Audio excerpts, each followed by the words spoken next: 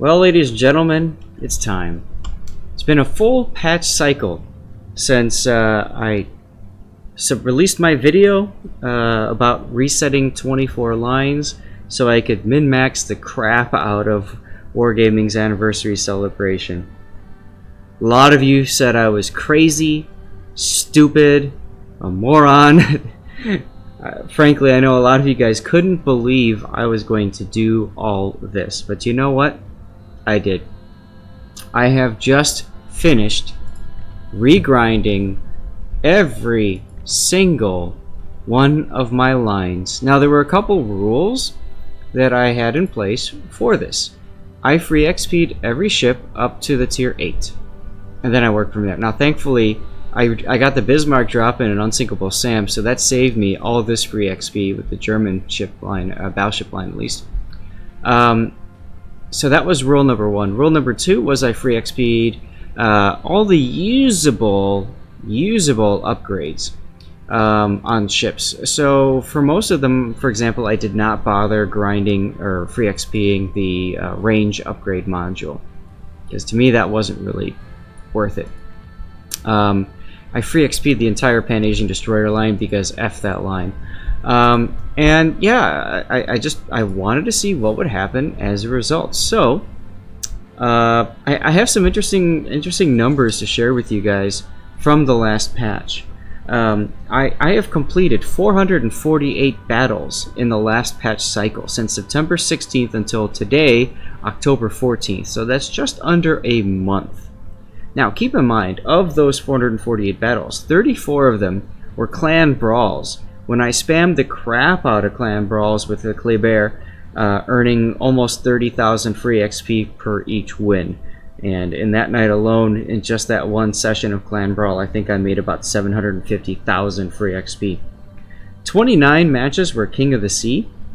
And then I also did co-op to get my bonuses for all of my tier 8 and all my tier 9 premium ships. And then co-op, of course, for my tier 10 tech tree ships once I had unlocked them, and a co-op for my tier 10 premium ships too. Out of the ships, I counted up my replays, the ones that I actually ground through, following my rules and working through. Let me click this for a second. So working through a ship like the Amagi, for example, where I free XP'd like the propulsion module and then the Amagi hull, and then work my way up to the ship.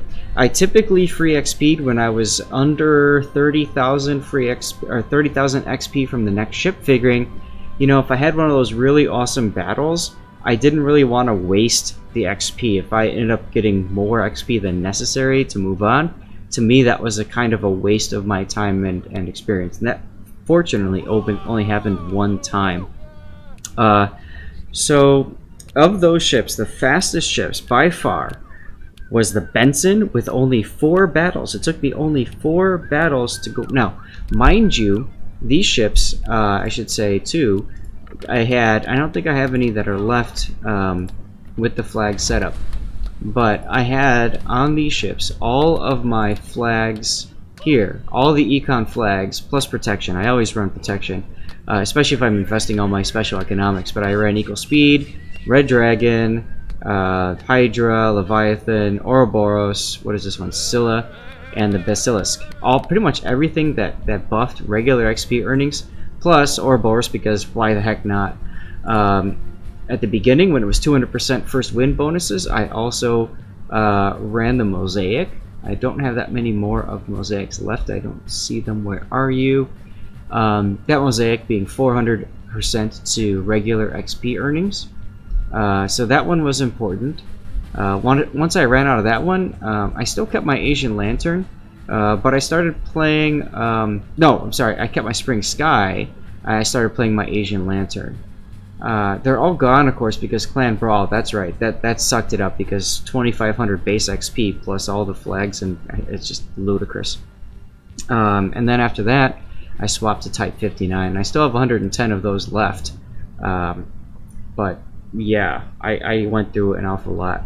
Unfortunately, I didn't do maximum XP flags at the start. I did most XP flags except Ouroboros, and I added, I think, a combat flag here, which I figured was inefficient by day 2 or 3. So yeah, so Benson took me 4 games. Akizuki took me 5. Interestingly enough, let's see, what was it? The Cleveland took me 6 games. I mean, the Cleveland's a great ship. I was really shocked the Hipper only took me 6 games to get through. I really enjoyed the Hipper grind. Now, mind you, the Rune at tier 9 was one of my longest grinds at 14 battles. So I would say there's a bit of a difference in power, capability, or maybe just comfort between the Hipper and the Rune. It took me 7 games for the Baltimore and for the Mogami, both ships that I really enjoyed. And Mogami, by the way, I was a bit of a cheap butt, and I went for the 155 guns because that saved me some XP. Plus, come on, let's face it, why not go for the special build on that? The Amagi only took me 8 games, which is, I think, my fastest battleship grind. Lightning took me 6 as well. Z-23 took me 8, and Charles Martel took me 8. Lexington came out as my fastest carrier grind at tier 8. That took me 14 battles. Mind you, some of these were in ranked battles as well. Whenever I had a division mate that I could jump into ranked with, I took that. If I had a third person show up to play with me, then of course I would drop and we would do tier 8s or 10s, or tier 8s or 9s. Shokaku took me 16 battles. Implacable, by far the most battles of any Tech 3 ship at 20. Other notable ships that took a little bit of time to get through: Richelieu at 11, North Carolina at 10, Jutland at 13, Fletcher at 10, and Kitakaze at 10. Oh, and Z46 at 13. So yeah. Moving right along, let's talk a little bit about what I've spent and what I've gained out of this procedure. I started with 21.6 million free XP. I'm now at just over 13 million free XP, so that means it cost me about 8 million free XP, 8.5 million free XP to do all this.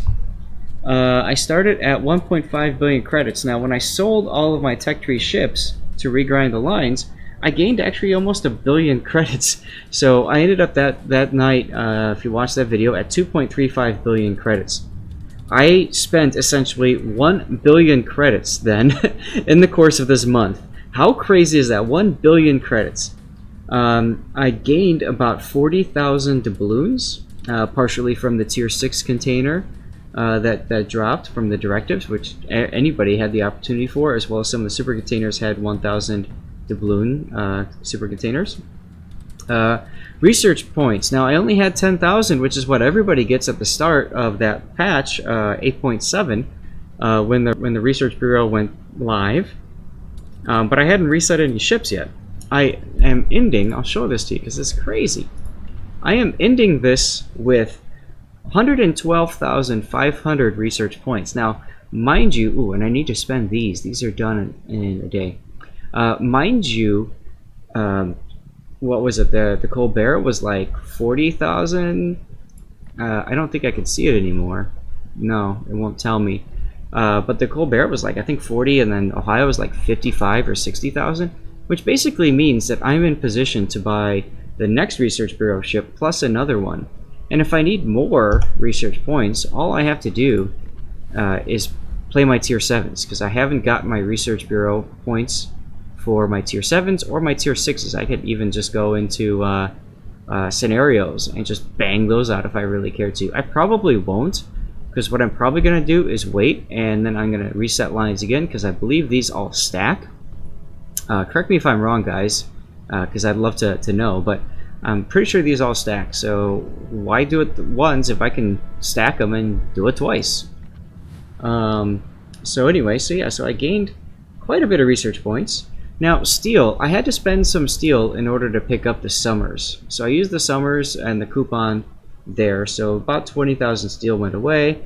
I spent a lot of coal. I bought an awful lot of hydro and engine boost modules because I've got the coal, so why the F not? And I typically also spend coal on my coupons, and I'll pick up, I used to pick up signals with that, but I think now I do credits for those unless I can't buy them in credits. I always do the upgrades and camouflages whenever the coupons reset, because why not? And so let's talk about what else I gained here. So for one, I gained a whole bunch of tier 10 premium ships. I got the Friesland, I got the Colbert, I got the Ohio. Now, mind you, the Friesland and Thunder were given to me courtesy of Wargaming, thanks to being part of the community contributor program. But still, pretty darn awesome. And then, of course, I had to spend my own on Summers and Ohio and Colbert. I do appreciate that Wargaming does make us still have to earn certain ships. That's awesome. And let's see, what else? I got 24 super containers at the start. Plus, I figured I got 25 Tech Tree super containers through the grinds because the Clay Bear came out. And then I got 9 super containers from tier 10 premium ships.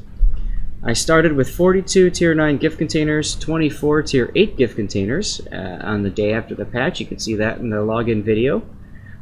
So then regrinding another 42 gift containers for Tech Tree ships, plus another 24. Actually, it should be 43 because of the Mogador. 24 tier 8 Tech Tree gift containers, plus at tier 9, 22 premium gift containers, and 24 tier 8 gift containers. So basically, about 180 gift containers and 58 super containers were earned as well. Now, I haven't opened all of my super containers. I've kept my last 12 so I can open them on video here. So we're going to go through and see. And I'm going to talk to you a little bit about what I've gotten. It's mostly crap like these 100 flags that it just doesn't matter, or camo, or coal. I got a lot of 15,000 coal containers, so I guess I'm a really bad boy. I didn't get any steel, which is really unfortunate. I was really hoping to get some steel. I think Ducky Shot said he got 2 or 3 steel containers, but that just hasn't come my way, unfortunately. So it is what it is. I got a bunch of flags and some special economic containers as well, you know, which is fine, whatever. 14 days of premium time is nifty. I guess I should add that to my sheet. 1,000 doubloons is nice too. It's something else to add to my spreadsheet. I keep a spreadsheet of everything that I'm getting from stuff. It's just kind of fun to follow and just see over the past 5 years how much stuff I've gotten. And yeah, it's one of those things that just keeps making me come back to this game, just realizing like just how much is out there. That we, I think, oftentimes take for granted as players. Because a lot of the stuff is just free stuff that Wargaming hands out to us.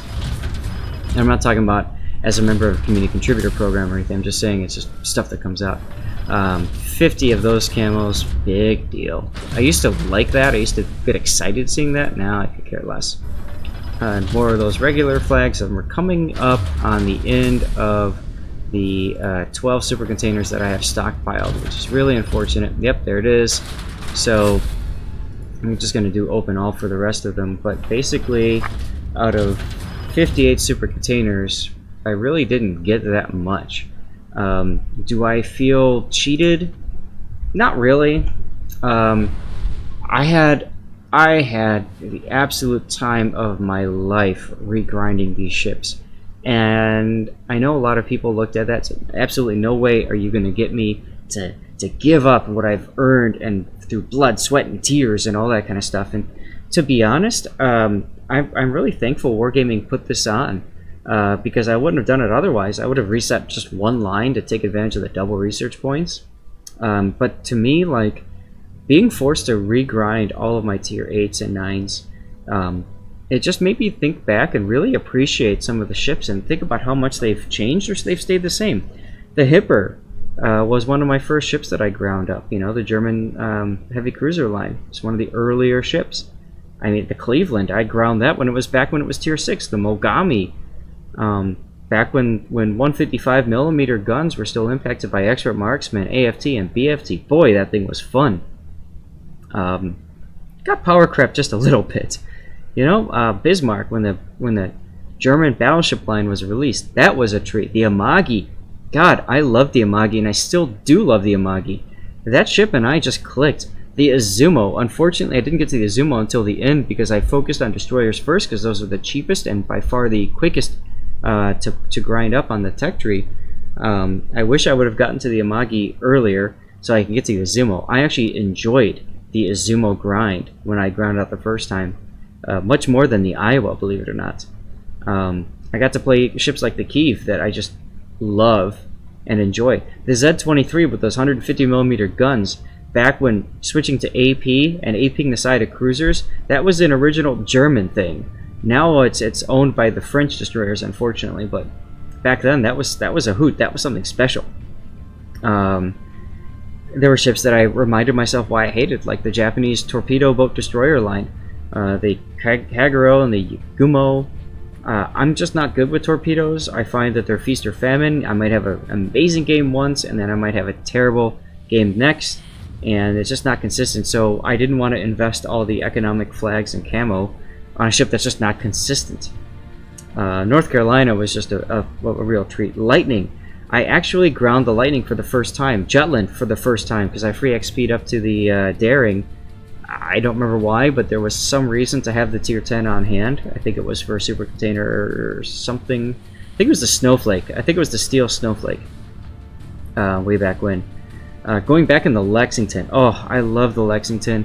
And guys, I had so much fun with the Lexington back when it was a strike ship. Now it's just, you know, now it's the rework and stuff like that, but it's still a lot of fun. I just really enjoyed it.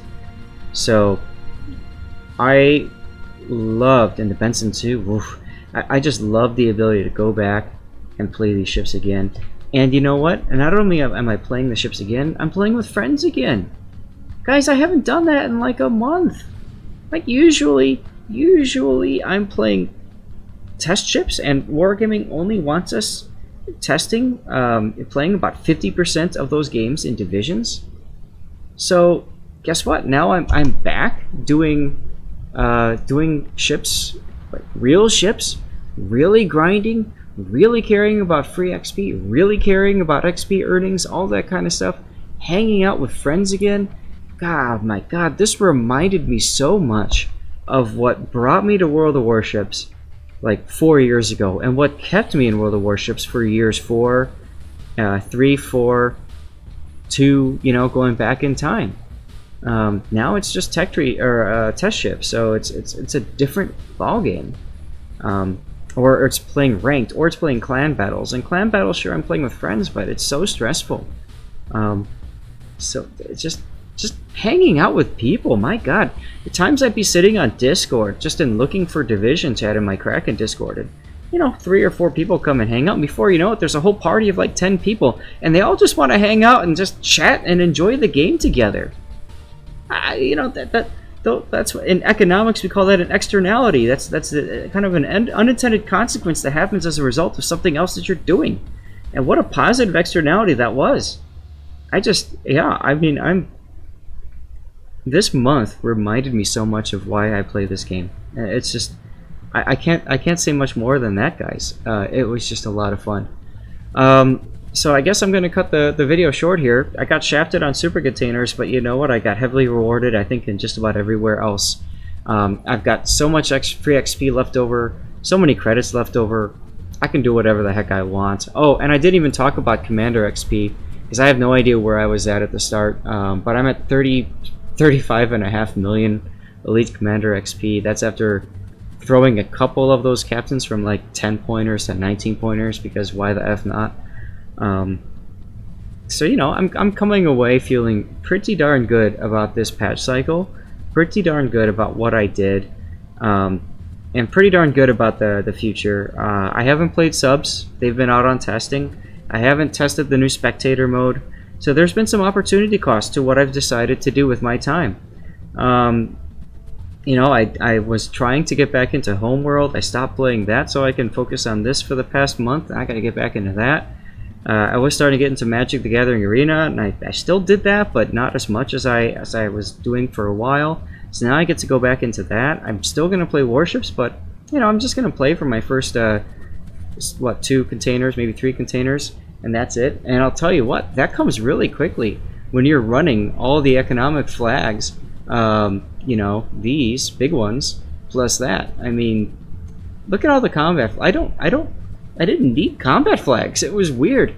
I couldn't believe how many times I came up MVP, top of the scoreboard, and I didn't even have any combat flags other than Juliet Charlie for protection.